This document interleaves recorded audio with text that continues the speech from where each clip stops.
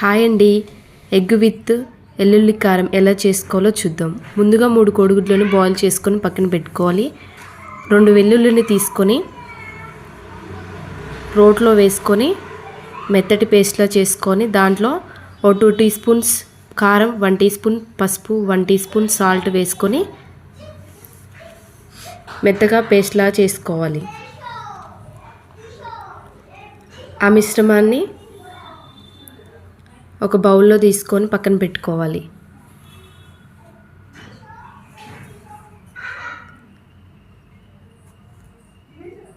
గరుకులుగా కాకుండా మెత్తటి పేస్ట్లా చేసుకోవాలి. ఎందుకంటే మనం తినేటప్పుడు ఇబ్బంది కలగకుండా ఉండడానికి. ఒక కళాయిలో ఆయిల్ పోసుకొని జీలకర్ర వేసుకొని తాలింపు కోసం కరివేపాకు వేసుకొని కొంచెం మగ్గాక 2 పెద్ద వెల్లుల్లి తీసుకొని ఉల్లిగడ్డలు తీసుకొని కట్ చేసుకొని వేసుకోవాలి.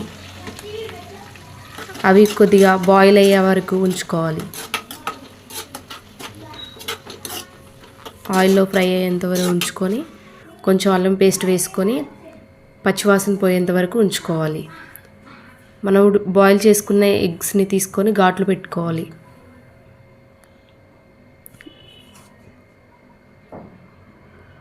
ఆ మిశ్రమాన్ని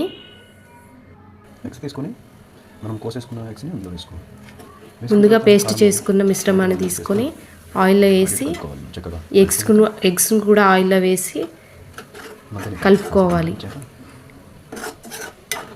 ఒక 5 మినిట్స్ అలా ఉంచి దాన్ని తీసుకోవాలి. మనం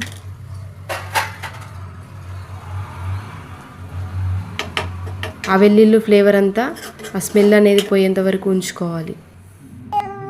ఎలా ఉందండి కర్రీ?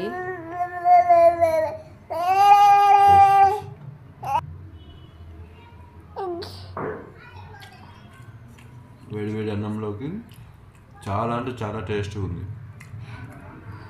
నాకు జలుబు అయింది, ఇంత మంచిగా చేసి పెట్టావు కదా, చాలా థ్యాంక్ యూ.